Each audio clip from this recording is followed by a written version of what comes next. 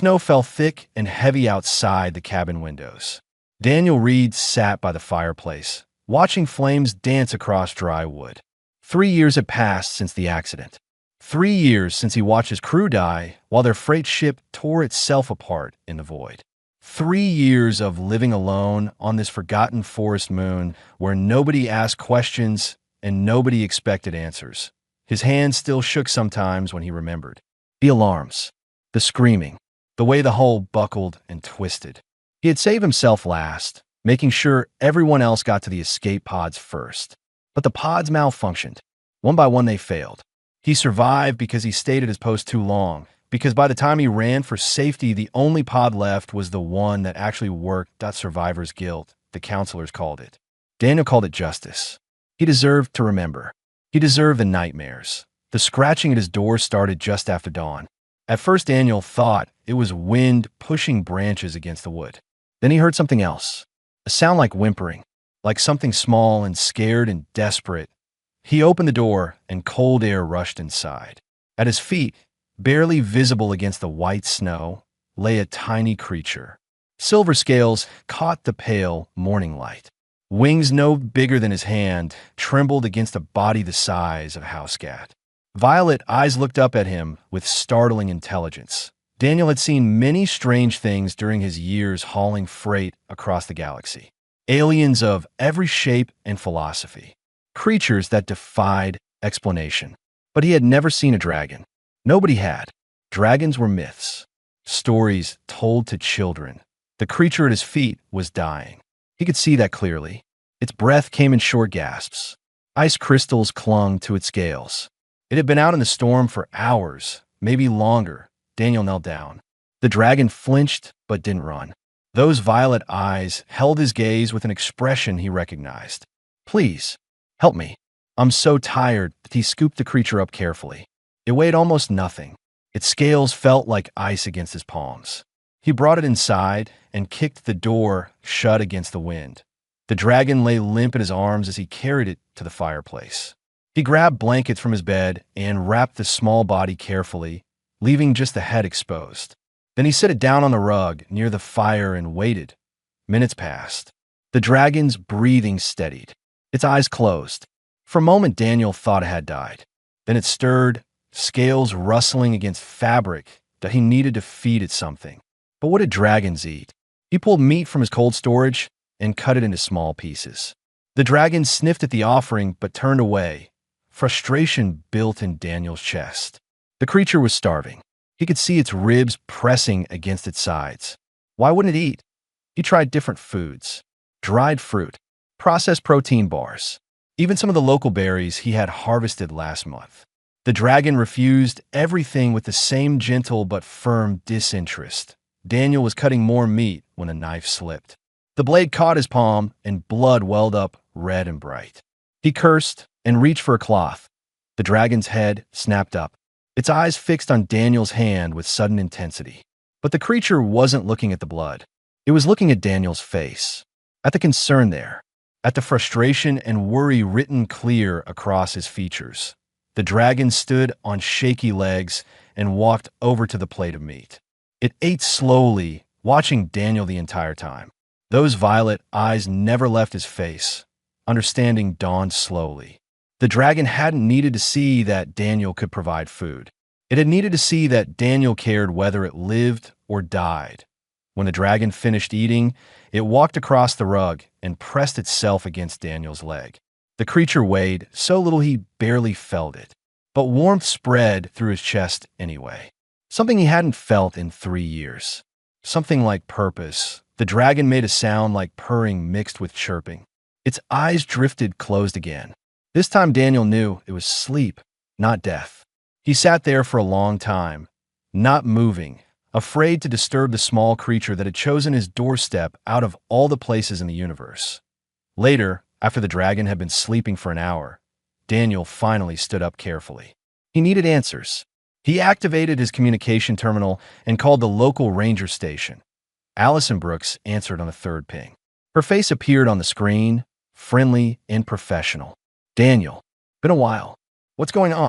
I found something outside my cabin. An animal. Looks like a small dragon. Allison's eyebrows rose. A dragon? You feeling okay out there? The isolation getting to you? I'm serious. Silver scales. Wings. The whole thing. Her expression shifted from amused to concerned. There are no dragons on this moon. No dragons anywhere in this sector. You sure you didn't just find an injured bird or something? Daniel glanced back at the sleeping creature by his fireplace. Wings folded against its back. Tail curled around its body. Definitely not a bird. It's a dragon, he said firmly. Allison tapped something on her end. Could be an escaped exotic pet. Some collectors like weird animals. I can send wildlife control to pick it up. The dragon stirred in its sleep. One violet eye opened and fixed on Daniel. Something passed between them in that moment. A feeling. A knowing. This creature hadn't escaped from anywhere. It had come here deliberately. No, Daniel said. I'll handle it. You sure? Exotic animals can be dangerous. I'm sure.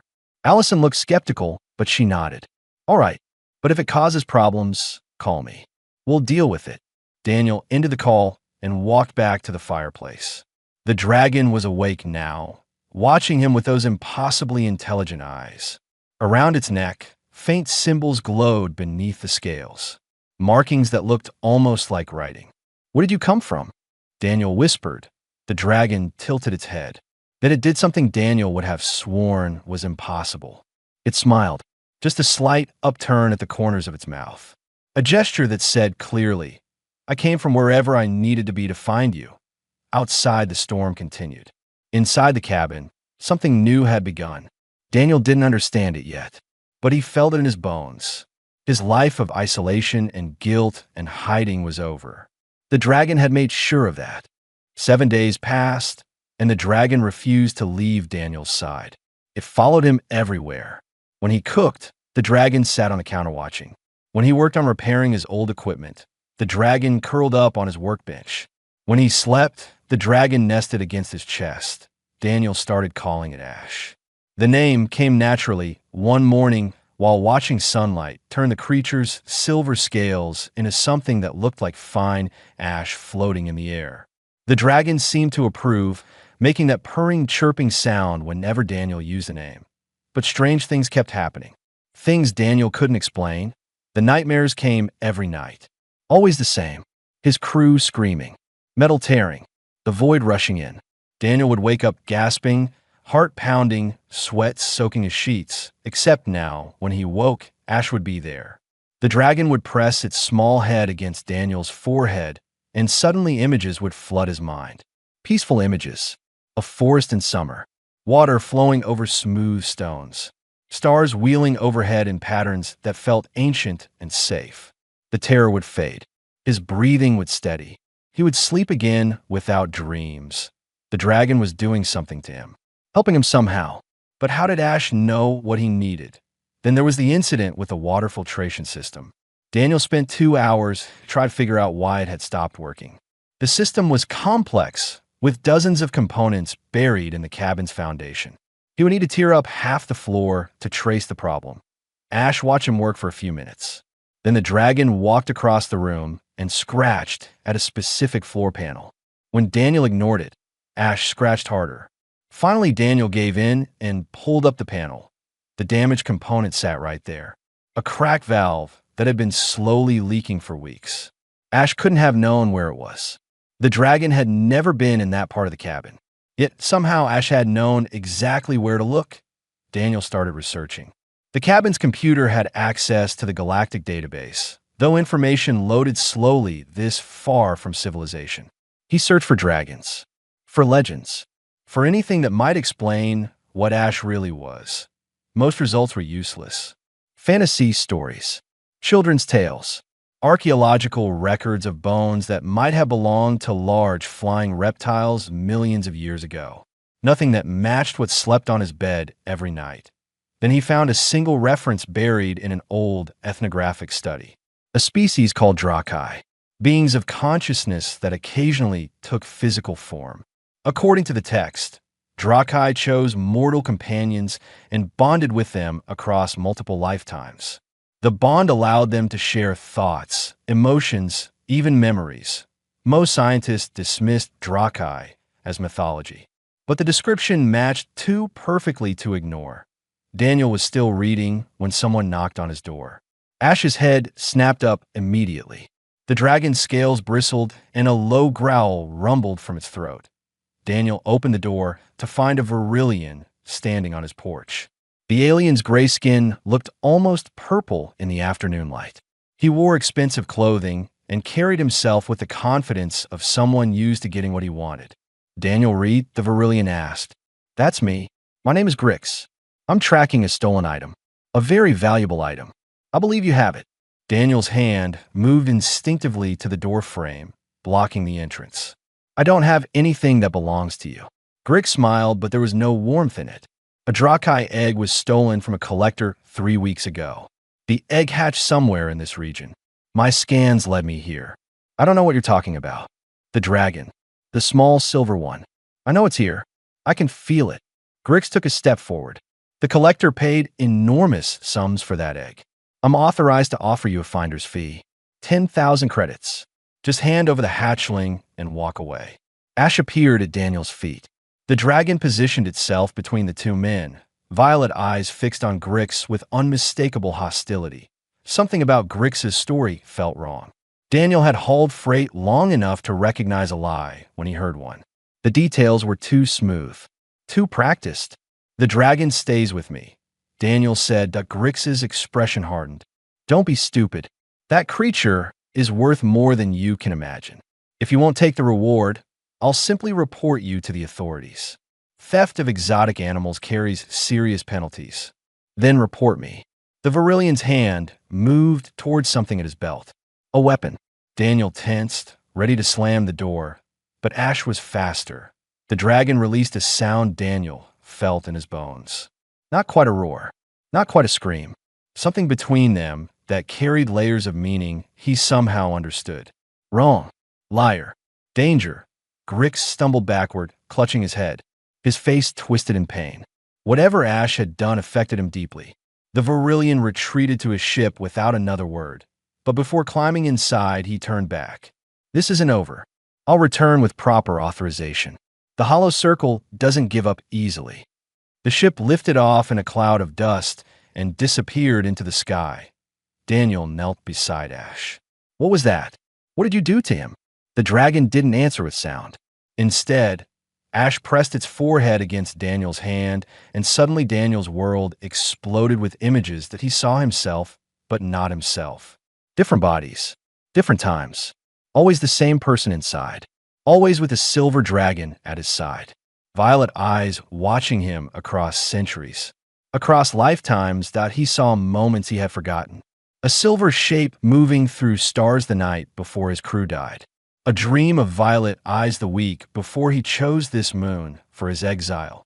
Signs he had dismissed as imagination or coincidence. The vision faded and Daniel found himself gasping. Ash watched him with patient understanding. You've been looking for me, Daniel whispered. Not just now. For years. Maybe longer. Ash made that purring chirping sound. The dragon's tail curled around Daniel's wrist gently. Why me? What makes me special? The dragon showed him one more image. Daniel standing on his dying ship, refusing to leave until every crew member was in an escape pod. Standing there, even though he knew he might die. Choosing others over himself without hesitation. That moment, that choice, that was what made him worthy of a Drakai's bond. Daniel sat on his cabin floor with a dragon curled in his lap and realized his entire understanding of reality had just changed. Ash hadn't found him by accident. The universe was bigger and stranger than he had ever imagined. And somewhere out there, people called the Hollow Circle wanted to take Ash away from him. That wasn't going to happen. Daniel had failed his crew. He wouldn't fail his dragon. 3 days after Grix left, ships began arriving. Daniel counted 5 at first, then 7, then too many to track as they spread across the forest moon like a net closing around prey. He watched from his window as armed teams deployed into the wilderness. Professional hunters with expensive gear, thermal scanners, motion detectors, tracking drones that buzzed through the trees like mechanical insects. They were searching for something specific. For Ash, the communication terminal beeped. Allison Brooks appeared on screen, and her face showed real worry. Daniel, we need to talk. Now. I'm listening. Those ships, the people searching your area, they work for something called the Hollow Circle. You know what that is? Daniel shook his head. Crime syndicate. Big one. They've been operating in the outer sectors for decades. Allison pulled up files on her end. Apparently, they're hunting Drakai, living ones. Something about harvesting their essence to make drugs. Daniel felt cold spread through his chest. Drug. Enhancement drugs. The most potent in the galaxy.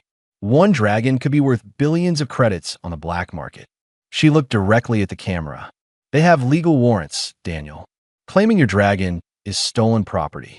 I've been ordered to give you 24 hours to surrender it voluntarily. After that, they'll come take it by force. The warrants are fake. The dragon isn't stolen. Maybe. Probably. But the law says I have to enforce them anyway. Allison's voice dropped. I'm sorry. I wish I could do more. If you resist, they'll arrest you.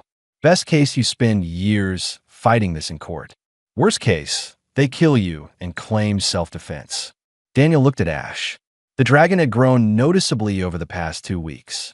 Now the size of a large dog, with scales that seemed harder and wings that could actually spread wide. But Ash was still young, still vulnerable, still dependent on their bond to survive in physical form. 24 hours, Daniel said quietly. Got it. He ended the call and started moving. His freight pilot training had included survival and evasion tactics. More importantly, when he first arrived at this cabin 3 years ago, his paranoia had driven him to install escape routes, hidden compartments, emergency supplies. He had prepared for threats that never came. Until now, Daniel packed quickly. Food, water, medical supplies, tools. He couldn't take much. They would need to move fast and light. Ash watched him work with those intelligent violet eyes, understanding without words what was happening. Night fell, and Daniel triggered the hidden panel in his bedroom floor. The passage beneath led to a tunnel he had dug by hand over months of isolation. It emerged a mile from the cabin in a section of dense forest where scanner interference from mineral deposits made tracking difficult. Time to go, he whispered. Ash followed without hesitation. They moved through darkness, Daniel using a small light to navigate while Ash walked beside him. The dragon's scales gave off a faint glow that helped illuminate the path. An hour of walking brought them to the tunnel exit. Above ground, the forest stretched in every direction. Daniel oriented himself by the stars and headed toward the volcanic region. The hunters would follow eventually, but the thermal vents and magnetic fields there would make scanning nearly impossible. It was their best chance. They traveled through the night. Daniel's muscles ached. His lungs burned from the cold air. But Ash never complained, never slowed. The dragon kept pace with steady determination. As they walked, images filtered through their bond. Ash was sharing information without words. Daniel learned fragments of truth about what Drakai really were. Not animals, not simple creatures. Ancient beings of pure consciousness that existed in a dimension parallel to normal space. They took physical form only when they found their chosen bondmate, the human they had been searching for across vast stretches of time. Each Drakai chose their bonded human before the human was even born. They waited decades, sometimes centuries, for the right moment to manifest. Watching, guiding, protecting from a distance. Ash had chosen Daniel long before the accident, before his career as a freight pilot, before he was even old enough to understand what the silver shapes in his dreams meant. The dragon had waited patiently for him to reach the point where he was ready, where he could accept the truth. The volcanic region appeared as the sun rose. Jagged cliffs surrounded by steam vents that hissed and bubbled. Daniel found a narrow canyon and led Ash deeper into the maze of rock and heat. Behind them, in the distance, he heard engines.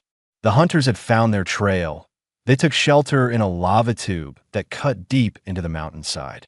Daniel collapsed against the wall, exhausted. Ash lay beside him, sides heaving with effort. "We can't run forever," Daniel said. Ash's response came as feeling rather than words. Not running, preparing, growing. The dragon needed time to develop, time to become strong enough to defend itself properly. Right now, Ash was still vulnerable, still dependent. But that would change. The sound of vehicles grew louder outside. Daniel peered through the tunnel entrance and saw 3 hunting teams converging on their position. They moved with military precision. Professional. Dangerous point. One of them carried a device that hummed with power, some kind of scanner or weapon. The woman holding it looked directly at the lava tube entrance and smiled. She had found them. Daniel recognized her from one of postings he had seen during his freight pilot days. Reese, a hunter with a reputation for never losing her prey. She had tracked criminals across entire sectors, captured things that others said were impossible to catch. Now she had Daniel and Ash cornered in a cave with nowhere left to run. Reese raised her weapon and her team spread out to cover every angle. Her voice carried clearly across the rocks. Daniel Reed, you're under arrest for theft of exotic property. Surrender the Drakai and you'll be processed fairly. Resist and we'll take it from your corpse. Daniel looked at Ash. The dragon's violet eyes met his with absolute trust. Ash believed in him, believed he would find a way through this point. 3 years ago, Daniel had watched his crew die while he survived. He had lived with that guilt every day since. He had hidden on this moon, avoiding responsibility, avoiding connection, avoiding life itself. That version of Daniel was gone. The dragon had made sure of that. He stood up and walked toward the cave entrance with Ash at his side. The lava tube stretched deeper into the mountain than Daniel had first realized. He and Ash retreated into darkness while Reese and her team prepared to advance. They had time, minutes maybe, enough to think. Except Ash wasn't retreating anymore. The dragon had stopped in the center of a wider chamber. Its body began to glow, soft at first, then brighter. Scales that had been silver turned luminous white. The air around Ash shimmered with heat that had nothing to do with the volcanic rock. Daniel reached for the dragon, but Ash pushed him back gently with one wing. The transformation had begun, and it couldn't be stopped. Light filled the chamber as Ash grew. Bones lengthened. Wings spread wider. Muscle built on muscle. Within minutes, the dragon went from the size of a large dog to something the size of a horse. The scales hardened into armor plating. Claws extended sharp and deadly. This was what a Drakai looked like when fully manifested. This was the creature that had been waiting inside the small hatchling Daniel found in the snow. But the transformation took its toll. Ash collapsed when it finished, sides heaving with exhaustion. The glow faded. The dragon's eyes struggled to stay open. Through their bond, Daniel felt everything. The immense effort required to force physical form to grow so quickly. The drain on energy reserves. Ash had done this too soon, before fully ready, because they were out of options and time. Footsteps echoed from the tunnel entrance. The hunters were coming. Daniel knelt beside Ash and placed his hand on the dragon's neck. Rest. I'll handle this. Ash's eyes opened slightly. The dragon tried to stand but couldn't. Too weak. Too drained. The transformation had taken everything. The hunters entered the chamber with weapons raised. Reese led them. Her scanner device pointed directly at Ash. She saw the transformation and her eyes widened slightly. Professional surprise, not fear. This just made the dragon more valuable. Impressive, Reese said. The buyer will pay extra for a mature specimen. Reed, step away from it. Daniel stood between Reese and Ash. No, don't be stupid. We have authorization. Legal warrants. You can't win this. The warrants are fake and you know it. Reese shrugged. Doesn't matter. We're taking the dragon either way. She gestured to her team. Stun him. Carefully. I don't want him damaged. Before anyone could move, Daniel activated his communication device. He had set it to broadcast on all frequencies. Emergency channels. News networks.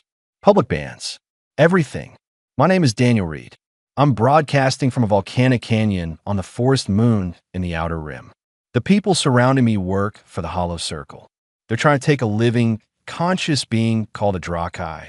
They're going to trap it, torture it, harvest its essence to make drugs. Reese's expression darkened. Shut that off. Now, Daniel kept talking.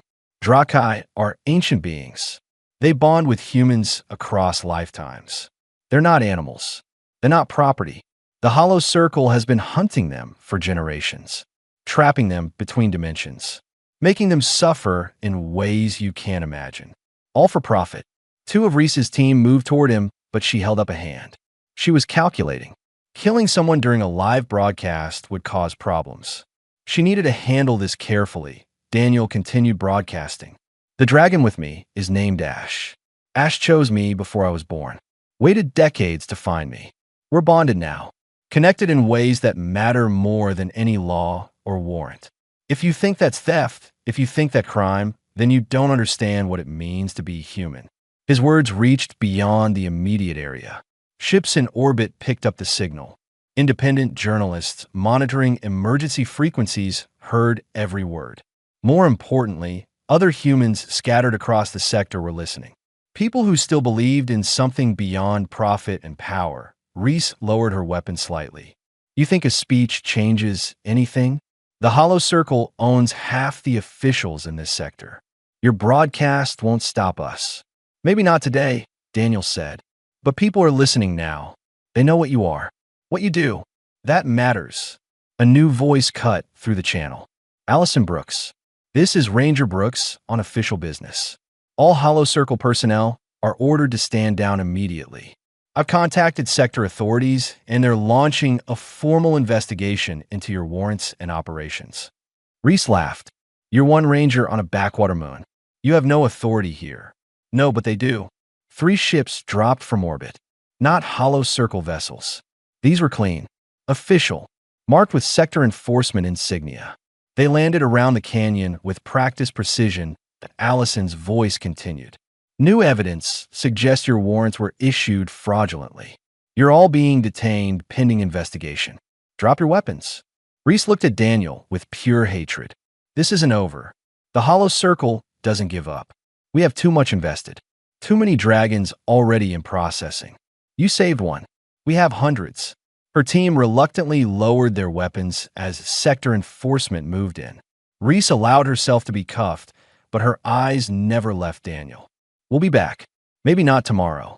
Maybe not next month. But we'll be back. The hunters were led away, and suddenly Daniel and Ash were alone in the chamber. Well, not completely alone. Allison appeared at the tunnel entrance, breathing hard from running. That was either very brave or very stupid, she said. Probably both. She looked at Ash. The dragon had managed to lift its head, but still couldn't stand. Is it true? Everything you said about bonding and consciousness. Every word. Allison was quiet for a moment. Then she smiled slightly. Good, because we have company incoming, and you're going to need to explain all of this again. Daniel felt movement in the air, a change in pressure. He looked up and saw shapes descending from the sky. Dragons. 3 of them, fully grown, magnificent. Their scales caught the sunlight in colors that seemed impossible. Emerald, ruby, sapphire. They landed around the canyon with careful grace. The largest, an emerald-scaled dragon, approached slowly. Its eyes were the same violet as Ash's. Ancient, knowing. It looked at the younger dragon with obvious relief. Through Ash, Daniel felt communication happening. Not words. Pure meaning flowing between minds.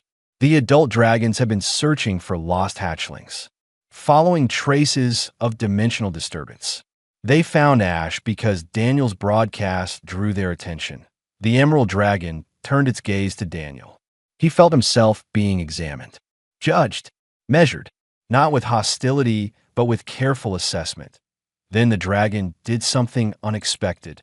It bowed its head slightly, a gesture of respect, recognition. This human had protected one of their young, had risked everything to keep Ash safe. That mattered. Allison made a small sound of amazement. I think we're going to need backup. Daniel sat down beside Ash and realized his life had just changed again. The Hollow Circle was exposed, but not defeated. There were hundreds of trapped dragons suffering in dimensional cages. And now he knew that truth. Now he understood what was really happening, that he couldn't walk away from that. Wouldn't walk away from that. Ash raised its head and touched Daniel's hand with its nose. The dragon's exhaustion was fading, strength returning. Through their bond, Daniel felt determination. Purpose. They had work to do. Dragons to free. A syndicate to destroy. The Emerald Dragon made a sound like distant thunder. Not threatening. Questioning. With his human help? Would he stand with the Drakai against those who hunted them? Daniel looked at the ancient creature and gave the only answer that made sense. Yes. The Emerald Dragon's name was Kirith.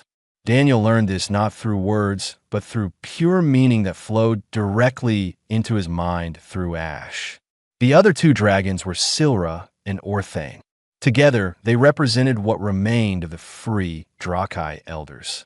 3 survivors from a species that once numbered in the thousands. They gathered in a clearing near the volcanic canyon. Daniel sat with Ash while the elder dragons shared information. What he learned made him physically ill. The Hollow Circle had been hunting Drakai for over a century. They used dimensional anchors, devices that trapped dragons between physical reality and their home realm. Unable to fully manifest or retreat to safety, the trapped Drakai existed in perpetual agony. Their consciousness was slowly harvested, refined, processed into enhancement drugs that granted humans temporary expanded perception and reflexes. Thousands of Drakai had been caught this way. Thousands more had simply stopped trying to manifest, choosing to remain in their home dimension rather than risk capture. The species was dying, not from natural causes, but from systematic extermination by creatures who saw them only as resources. Silra, the ruby-scale dragon, showed Daniel an image through ash. A facility on an industrial moon. Rows of dimensional anchors, each containing a Drakai, trapped mid-manifestation. Their screams existed at frequencies beyond normal hearing, but Daniel felt them anyway through the bond. Pain that transcended physical sensation. How many? Daniel asked quietly. Kirith's response came as number and feeling combined. 47 in that facility alone. 6 other facilities scattered across the outer sectors. 212 Drakai trapped and suffering. We have to free them. Ash stirred beside Daniel. The dragon had recovered strength but still needed rest. The premature transformation had pushed physical limits. But through their bond, Daniel felt Ash's agreement. They had to act. Orthane, the sapphire scale dragon, projected concern. The facilities were heavily defended. Armed guards, automated weapons, dimensional shields that prevented Drakai from approaching. 3 elder dragons and 1 bonded pair couldn't assault them directly. But Daniel had spent years hauling freight across the galaxy. He knew how facilities like that operated. Security focused outward, watching for threats from space or air. Ground approaches were often neglected, and he had skills beyond combat. He understood logistics, supply chains, weaknesses in systems. We don't assault, Daniel said. We infiltrate. Over the next week, plans took shape. Daniel contacted old freight pilot associates, people who owed him favors or who still operated in moral gray areas. He gathered intelligence on the Hollow Circle facilities, guard rotations, supply schedules, structural weaknesses. Ash continued growing. The dragon's bond with Daniel deepened until they could share thoughts almost seamlessly. Daniel found himself perceiving things no human should notice. Dimensional currents, the shimmer of consciousness moving through space. His awareness expanded in ways that felt both foreign and natural. Kirith explained this was normal for bonded pairs. The connection worked both ways. Ash gained full physical manifestation through Daniel. Daniel gained access to perception beyond normal human limits. They were becoming something more than either species could achieve alone. The first operation targeted the facility Silra had shown him. Smaller than the others. Only 47 trapped Drakai. But 47 lives that mattered. Daniel infiltrated as a supply contractor. Fake credentials weren't hard to obtain when you knew the right people. He wore a simple maintenance uniform and carried tools that looked ordinary but had been modified by Allison's engineer friends. Dimensional disruptors, anchor breakers, devices that could free trapped dragons without triggering alarms. The facility smelled like chemical cleaning agents and ozone. Hollow Circle guards walked patrol routes with board efficiency. They expected threats from outside, not from a lone maintenance worker. Daniel found the holding chambers deep underground. The dimensional anchors hummed with power. Inside each one, a Drakai hung suspended. Some had been there for decades. Their physical forms frozen mid-transformation. Eyes that should have shown intelligence were glazed with pain. His hands shook as he attached the first disruptor. This device had to work. If it failed, alarms would trigger and he would die here. More importantly, the dragons would continue suffering. The disruptor activated. The anchor's power fluctuated, then failed. The Drakai inside vanished as it retreated to its home dimension, finally free after years of torment. Daniel moved to the next anchor, then the next. One by one he freed trapped dragons. Some were too weak to retreat fully. Those he carried to a designated extraction point where Ash and the elders waited beyond the facility's dimensional shields. He had freed 32 when someone noticed. Alarms screamed through the facility. Guards converged on his position. Daniel ran, still carrying a dragon too weak to move on its own. Weapons fire scorched the walls behind him. He made it to the extraction point as Ash crashed through the facility's outer wall. The dragon was massive now, fully grown, powerful. Ash's arrival shattered defensive systems and gave Daniel the opening he needed to escape. They fled into the sky with guards firing after them. Daniel held tight to Ash's scales as the dragon climbed higher. Behind them, more Drakai emerged from the facility, freed by the chaos Daniel had created. Not all 47. Only 34 made it out. The others were too weak or too far gone. But 34 dragons that had been trapped for decades were now free. 34 lives saved. Daniel felt their gratitude through the bond. Not words. Pure emotion. Relief. Joy. Desperate thankfulness for release from endless suffering. Ash shared his exhaustion, his triumph, his sorrow for the ones they couldn't save. Through their connection, Daniel understood something profound. This was just the beginning. One facility down. 6 more to go. Nearly 200 dragons still trapped and suffering. The Hollow Circle would respond with force. They would hunt Daniel and Ash. They would increase security.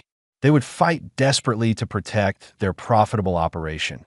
But something had changed in Daniel. The guilt he carried about his crew hadn't disappeared. It never would, but had transformed into purpose. He couldn't save his crew, but he could save others.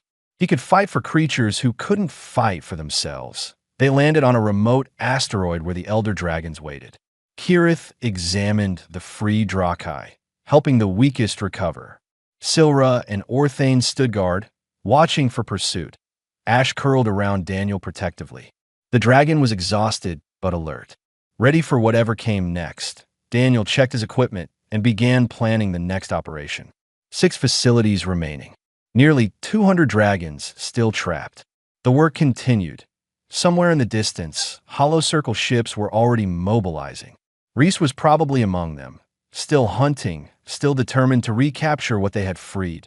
Daniel smiled grimly. Let them come. He wasn't a frightened freight pilot who survived while his crew died anymore. He wasn't the guilty hermit hiding on a forest moon. He was something new, something the Hollow Circle hadn't expected. That he was a bonded human. And bonded humans didn't run. They fought. 6 months passed. 6 facilities raided. 183 dragons freed. Daniel's face appeared on wanted postings across the outer sectors. The Hollow Circle put bounties on his head that would make most people wealthy for life. But he wasn't most people anymore. Ash had reached full maturity. The dragon was magnificent. Silver scales that caught starlight and turned it into something between liquid and metal. Wings that could carry them across entire solar systems. Violet eyes that saw through dimensions most humans couldn't perceive. Their bond had deepened until Daniel sometimes forgot where he ended and Ash began. He could sense dimensional currents naturally now. Could feel the presence of other Drakai from vast distances. His aging had slowed. His perception had expanded. He was becoming something between human and dragon. Something new. More bonded pairs had formed. Each free dragon sought its chosen human if that human still lived. The network grew. 43 bonded pairs now operated across the sectors, sharing information, coordinating operations, fighting the Hollow Circle wherever they found it. Daniel lived on his old freight ship now. The cabin on the forest moon was a memory. He couldn't return there. Too exposed, too vulnerable. So he and Ash traveled constantly, never staying anywhere long enough for hunters to catch them. They were planning the largest operation yet. The Hollow Circle's main processing facility on an industrial moon, where harvested dragon essence was refined into drugs, where the worst suffering happened. Dozens of trapped Drakai, hundreds of guards, defensive systems that could destroy entire fleets that IT should have been impossible. But Daniel had learned that impossible just meant difficult and dangerous, not undoable. The attack came from multiple angles. Bonded pairs struck simultaneously at 3 points, overwhelming defensive systems. Daniel infiltrated through a maintenance shaft, while Ash and the Elder Dragons drew fire from above. That IT worked better than he had hoped and worse than he had feared. They freed 64 dragons, destroyed harvesting equipment worth billions of credits, dealt the Hollow Circle their most serious blow yet. But Daniel was caught in an explosion as he evacuated the last group of freed Drakai. Shrapnel tore through his side. He collapsed in the burning facility with alarms screaming and guards converging. Ash appeared through smoke and fire. The dragon scooped Daniel up gently and flew through collapsing corridors. They emerged into open sky just as the facility's power core detonated below them. Hours later, they landed at a hidden base where other bonded pairs waited. Daniel's injuries were severe. Without proper treatment, he would die within days. Kirith examined him carefully. The Elder Dragon's ancient eyes showed concern. Through Ash, Kirith explained there was a way to save Daniel, but it would change him permanently. Fundamentally, the bond between human and dragon could be deepened. Made complete, Daniel would gain access to the dimensional realm where Drakai truly existed. He would live for centuries if he chose. Age slowly, perceive reality in ways no normal human could, but he would never be fully human again. Never fit completely in human society. Never be able to return to ordinary life. Kirith waited for Daniel's answer. Daniel looked at Ash. The dragon's violet eyes showed concern and love and absolute trust. Ash would support whatever choice Daniel made. Stay human. Become something more. It didn't matter to the dragon. Their bond transcended physical form. But Daniel thought about the free dragons, about the bonded pairs fighting across the sectors, about the work still undone. The Hollow Circle still operated, still trapped Drakai, still harvested consciousness for profit. Someone needed to fight them. Someone needed to coordinate the resistance. Someone needed to bridge the gap between human institutions and Drakai consciousness. Do it, Daniel said. The transformation hurt in ways pain couldn't describe. His consciousness expanded beyond his body. He felt himself existing in multiple dimensions simultaneously. The physical Daniel lying injured on a medical table. The dimensional Daniel spreading awareness across spaces that had no proper names, that he saw the universe as Drakai saw it. Threads of consciousness connecting all living things. Patterns underlying reality. The shimmer of souls moving through existence. It was beautiful and terrifying and overwhelming. Ash was there with him, guiding him, keeping him anchored. The dragon's presence prevented Daniel from losing himself in the vastness.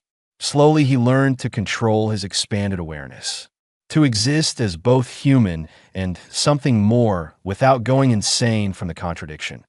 When he woke, his injuries were healed. His body felt different, lighter, stronger, more connected to everything around him. Through his new perception, Daniel sensed Drakai across the galaxy. Hatchlings appearing to seek their bonded humans. Free dragons moving through dimensional currents. Trapped dragons still suffering in facilities he hadn't reached, yet he also sensed the Hollow Circle mobilizing. They knew he was wounded. They were planning a massive operation to destroy the bonded pairs while they were vulnerable. Daniel stood and walked to his ship's observation window. Below, dozens of bonded pairs gathered, humans and dragons working together. A network of guardians defending consciousness itself against those who would exploit it. Allison Brooks had joined them. She bonded with a copper-scaled dragon named Torith. Several of Daniel's old freight pilot contacts had found their dragons too. The movement was growing that a message came through on official channels. The evidence they had gathered from raided facilities was causing sector-wide investigations. Multiple governments were banning dragon essence trade. Hollow Circle operations were collapsing under scrutiny that IT wasn't total victory. The syndicate still operated in lawless regions. They still trapped dragons where they could. But the tide had turned. Public opinion had shifted. Enough people care now to make a real difference. Daniel felt Ash's presence beside him. The dragon projected an image. Dozens of hatchlings appearing across the galaxy, seeking their bonded humans, finding them. New pairs forming every day. It's just beginning, isn't it? Daniel said that Ash's response came as pure feeling. Yes, beginning. The network of guardians would grow. The work would continue. Dragons and humans together, maintaining balance, fighting exploitation, protecting consciousness itself. Daniel had spent 3 years hiding from guilt and responsibility. He had believed his life was over after his crew died. He had been wrong. His life hadn't ended. It had been waiting for a silver dragon to appear at his cabin door, waiting for him to understand that failure wasn't permanent and guilt could transform into purpose. The freight ship's engines powered up. They had another mission, another facility to raid, more dragons to free. Ash spread wings wide, and Daniel felt their bond pulse with shared determination. They were ready. The Hollow Circle was still dangerous. The work was still difficult. People would try to kill them, but Daniel wasn't afraid anymore. He had found something worth fighting for, worth dying for if necessary, a bond that transcended lifetimes, a purpose that mattered. The ship jumped to hyperspace, and behind them, other bonded pairs followed.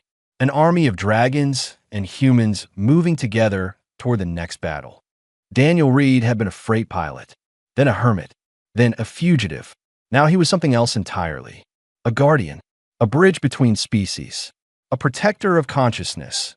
And it had all started because one small dragon chose him long ago and waited patiently for him to be ready.